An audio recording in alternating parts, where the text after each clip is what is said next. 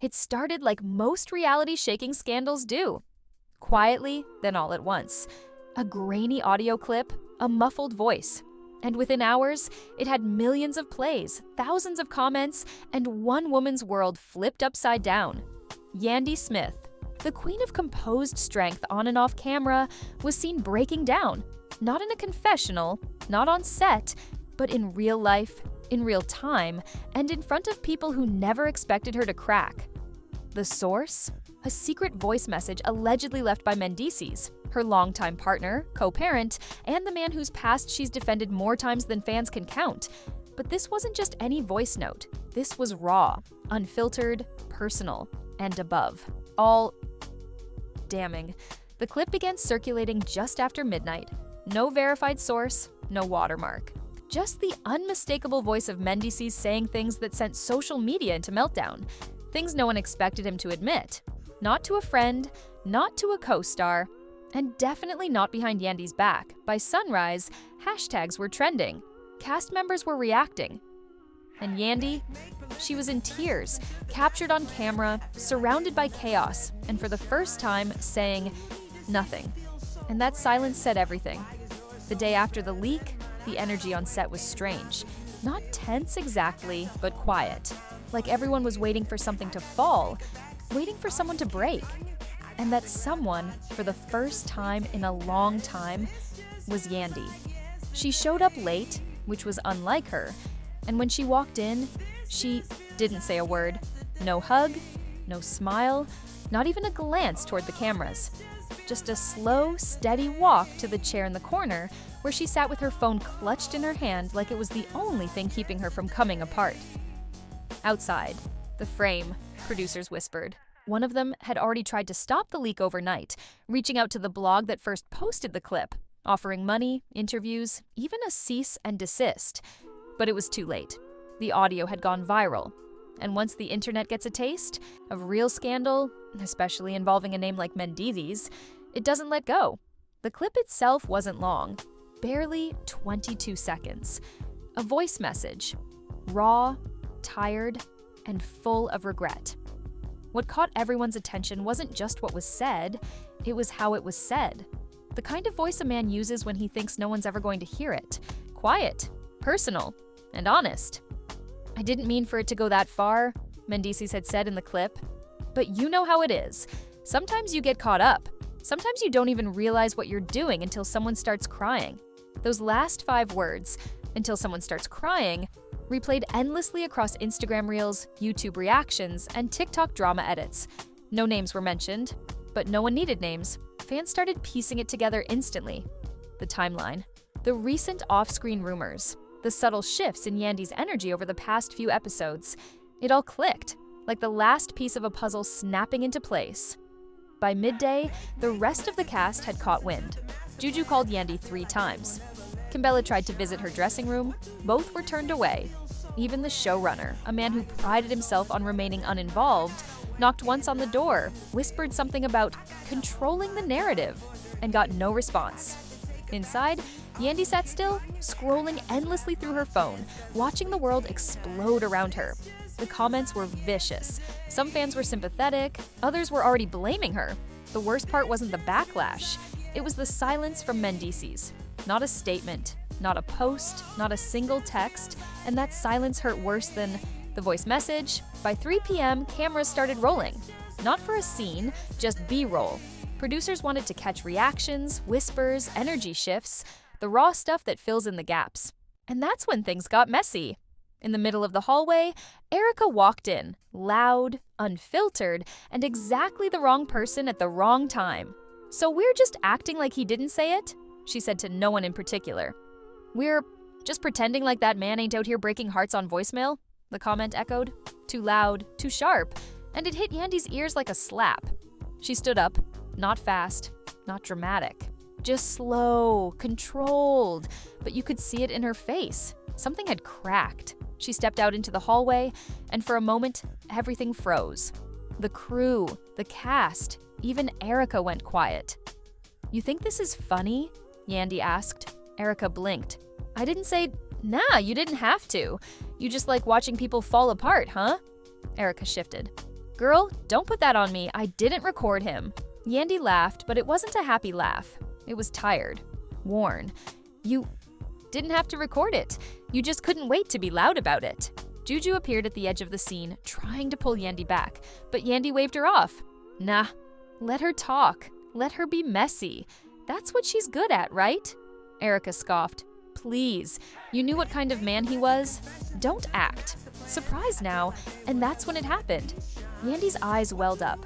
Not fast, not sudden, but slow, like everything she'd been holding back was finally giving up. Her lip trembled. Her hand reached up to cover her mouth, but the tears had already started falling. You think I didn't know? She said, her voice cracking. You think I ain't spent nights wondering, crying, praying it wasn't true? Erica didn't respond. No one did. I gave that man my everything, Yandy whispered. Held him down when nobody else would. And now, I gotta find out the truth like this. She turned away before anyone could say anything, walked back to her dressing room, closed the door. No one followed. Outside, the crew kept filming. Because that's what they do. But even the camera guy looked shaken. Because in that moment, it wasn't reality TV, it wasn't a plot. It was real pain, real betrayal, and nobody knew what to do with it. Meanwhile, across town, Mendeecees still hadn't said a word. The hours that followed felt like a slow unraveling. On one side of the set, people tried to act normal. Lights were adjusted. Makeup was touched up. Call sheets were whispered through radios. But everyone knew Normal had left the building the moment Yandy walked out of that hallway with tears on her face and nothing left to say. And on the other side of town, the man at the center of it all, Mendeecees, was still nowhere to be found. Producers had called his assistant, his lawyer, even the gym he trained at every Thursday morning. No one had seen him, no one had heard from him. And still, the voice message kept spreading. By evening, new versions of the audio surfaced, slowed down edits, voice-matched confirmations, breakdowns from body language experts on YouTube, even was this really Mendeecees conspiracy thread that had already hit trending on Twitter. But none of it changed the truth. The tone, the regret, the rawness, it was him. And if it wasn't, then he'd need to come out and say so. And he didn't. Not publicly, not privately, not even to Yandy. Inside her dressing room, the silence was deafening. Her phone buzzed nonstop. Texts from friends, castmates, press, her own family. But she didn't respond to any of them. Instead, she sat on the floor, back against the couch, voice message on loop in her ear.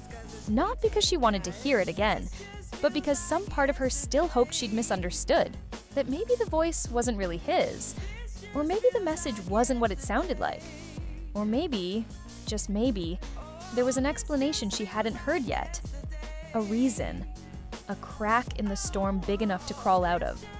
But deep down, she knew better. The knock came just after 8. It wasn't soft. It wasn't aggressive, just steady. She didn't answer at first. But the knock came again. And then a voice. It's me, Mendeecees. Yandy froze. She didn't move. Didn't speak. Didn't even breathe for a second. Because for a moment, it felt like hearing a ghost. And maybe that's what he was now. A ghost of the man she used to love, standing on the other side of the door with a truth he'd been too scared to face. Please, he said. I know you heard it. Just let me talk. She stood up slowly, heart pounding in her chest, hand hovering near the doorknob. She opened it. He looked rough, hoodie half-zipped, eyes bloodshot, jaw tight like he hadn't slept in days. And maybe he hadn't. Maybe he'd been hiding. Maybe he'd been wrestling with the reality that the version of himself he'd buried had finally clawed its way into the light. She didn't invite him in. You left me out there to drown, she said, voice low. I didn't know what to say. You didn't say anything. You still haven't. He looked down. It was old. That message. I swear it was old. Then why didn't you say that 12 hours ago? Because he stopped, swallowed. Because I didn't know it still existed. Still existed. But you said it. He nodded. Slow. Ashamed. I did. She waited. Who was it about? He hesitated. And that silence, right there, That split second of hesitation was all she needed. Her eyes welled again. I see. Yandy, please. You lied to me. You sat in my face, in our home, around our kids, and told me there was nothing else. You let me believe I didn't think it mattered anymore. She stepped back, like the volume of his voice had slapped her. It mattered. The second you sent it. It mattered every second after that. He took a deep breath, lowered his voice. I was in a bad place. We were rocky. I didn't know where we stood. And she was there. It was a mistake. You keep calling it a mistake. But it wasn't a slip. It was a choice. They stood there staring at each other, the weight of 10 years pressing. Down between them like a wall neither one of them could climb anymore. You could have come clean, she said. I thought I buried it. And now it buried us. For a moment, there was nothing. No yelling, no crying, just silence. The kind that comes when two people realize they're not standing in the same story anymore. He reached out. I love you. She didn't move. No, she said. You love yourself. I was just the proof. And with that, she closed the door. Not slammed, not locked, just closed. And outside, Mendeecees stood still. Not because he didn't want to leave, but because he didn't know where else to go. Inside, Yandy sank to the floor again, voice message still echoing faintly from her phone speaker. But this time, she didn't press play. She didn't need to. She knew every word by heart now, and what hurt most was knowing those words were real, and still, he chose to hide them. Word spread fast. Faster than even the producers expected. Someone on set had heard Mendeecees at Yandy's door. Someone else texted a clip of their hallway conversation to a blogger. Within the hour, a new video was online. Fuzzy footage, muted audio, but enough to spark round 2 of the storm. Now fans weren't just reacting to the original message. They were reacting to the confrontation, the apology, the silence that followed. Timelines lit up again. YouTube reactors posted part 2s, and the phrase, "You love yourself," the proof became the quote of the day, pasted across reels, tweets, and reaction GIFs like a flag waving in the middle of the battlefield. Inside the production office, chaos brewed. What started as an off-camera leak had become the biggest storyline of the season. Maybe the series. Executives argued about whether to air the footage. Editors started pulling B-roll. But none of it mattered unless Yandy agreed to keep filming. And at that moment, nobody was sure she would. Juju showed up first. She didn't knock. She just walked in and sat beside Yandy on the floor like they used to, back when everything felt simpler. I got no advice, Juju said softly, but I got snacks. Yandy didn't laugh, but the corners of her mouth twitched. She reached for the chip bag Juju offered and leaned her head back against the couch. I thought we were past this, Yandy whispered. We've been through too much. Sometimes it's the history that keeps us stuck. Yeah, well, I'm unstuck now. They sat in silence for a moment, the kind of silence that speaks louder than any words. Juju didn't press. She just stayed. Meanwhile, in another part of the city, Mendeecees was still trying to get control of the narrative. His manager had issued a vague statement to the blogs, something about privacy and timing and respecting family boundaries. But nobody was buying it. Fans wanted answers, castmates wanted receipts, and the producers, they wanted a follow-up. That's when the second message leaked. This time, it wasn't audio. It was a screenshot, a text thread, allegedly between Mendeecees and the woman the voice note was about. Nothing explicit, but enough to confirm context. She said she missed him. He said, I miss you too, but things are different now. Time stamped. 6 months ago. Well into the period he and Yandy were presenting themselves as healed, united, past all the chaos. The comments exploded. He never stopped. Yandy deserves better. They always play good women on camera, then cheat. Offset. Some fans defended him, said it wasn't proof, said he never admitted to anything. But others had had enough, especially when one of the show's producers liked a tweet that said, "Ain't no redemption arc big enough for this mess." Back on set, Erica and Kimbella were in glam, whispering loud enough for the walls to hear. She better not take him back, Erica said. She might, Kimbella replied. Sometimes love makes you do dumb things. Love didn't record that voice message. Nah, Kimbella said, but maybe love kept her from checking his phone sooner. They both fell silent when Juju walked in. Say it to her face. If you're gonna say it at all, Juju snapped. We weren't talking trash, Kimbella said, half lying. Then why whisper? The tension thickened, but before it could pop, the director walked in. His expression said he didn't have time for anyone's feelings. We need to sit down. Camera ready. Tonight? With who? Erica asked. Mendeecees and Yandy. Good luck, Juju muttered, but to everyone's shock, Yandy agreed. The sit-down was scheduled for 7 p.m., a single table. 2 chairs, no glam team, no script, just raw, unfiltered confrontation. He arrived first, dressed clean. No hoodie this time. Blazer, pressed shirt. He looked ready to testify. She walked in 5 minutes later. No makeup, no jewelry, just her natural face and pain carved into every inch of it. They sat, the cameras rolled, and for a moment, nothing happened. Then he spoke. I want to start by saying I'm sorry. She didn't blink. Not just for the message, but for letting it sit. For letting you carry it without me. You didn't let me carry anything, she said. You buried it. You left me to dig it up. He nodded. I didn't think it would come out. That's the problem. You always think silence is safety, but silence is a lie. The room was so quiet you could hear the audio tech adjust his levels. I was weak, he said, and I was scared. And I was loyal, she said, and I was present. He leaned forward. I love you, Yandy. Still, you love having me, she corrected. You don't love me? He paused. What do you want from me? Truth? Accountability? Peace. He exhaled. Then say what you want me to do? She looked at him for a long time. I want you to sit in this mess you made. I want you to hear every word people are saying.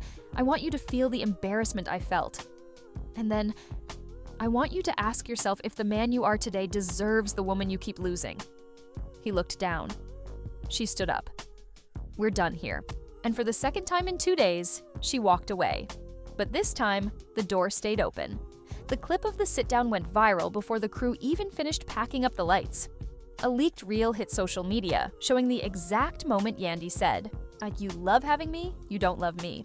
It was everywhere. Fans reposted it, remixing it with sad music, reaction videos, even animated breakdowns. Within hours, Wars You Only Love Miwanim, they're trended in 3 countries. But the internet wasn't done, not by a long shot. By morning, more names were being pulled into the storm. The woman in the leaked messages was allegedly a former makeup artist on the show. Some claimed she'd been spotted at an after-party months ago. Others posted blurry photos claiming it was her walking behind Mendeecees at a lounge in Brooklyn. Nothing confirmed, but enough smoke to keep the flames going.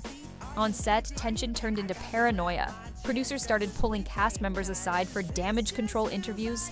Contracts were reviewed, non-disclosures were cited, and yet, the whispers wouldn't stop. Someone said Erica had known about the messages for weeks. Someone else said Kimbella warned Yandy off camera, but didn't want to get involved on the record. The whole production turned into a war zone.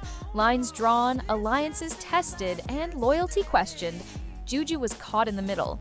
She'd always been the bridge, the peacemaker. But even she looked tired now. The night before, she had gone to Yandy's apartment. No cameras, just real talk. I didn't think it would go this far, Juju had said. It was already this far, Yandy replied. We just didn't know it yet. What are you gonna do? Survive, Yandy whispered. Again. Back on set, Mendeecees arrived late for a group shoot. Security had to escort him from the parking lot after a crowd of fans showed up, shouting justice for Yandy and waving homemade signs. He didn't say much, just kept his head down and walked past cameras like they weren't there. When he got inside, most of the cast avoided him. Except one, Safari. He approached slowly, hands in his pockets, voice low. You good, bro? Mendeecees looked at him, jaw tight. Define good. You breathing, that counts. They stood there, in silence before Safari added, they gon' roast you for a while, but the only thing worse than being wrong is pretending you're not. Mendeecees nodded once. I know. Meanwhile, Yandy had been requested, again, to return to set. Not to film, just to talk. The showrunner himself made the call, said it wasn't about scenes or drama, said it was about telling her side properly. She didn't answer at first, but by sunset, she showed up. Not dressed for TV, no crew, just her and Juju by her side. She walked straight to the green room where the cast was gathered and stood in the doorway. The room went still. Even Erica stopped mid-sentence. "I'm not here to perform," Yandy said. "I'm not here to cry again on camera." Nobody moved. "I just need to say something to all of you, because we've shared too many couches and fake brunches for me not to." She stepped inside, slowly. "Some of y'all knew. Maybe not everything, but something. And you stayed quiet. And that's fine. I'm not mad at that.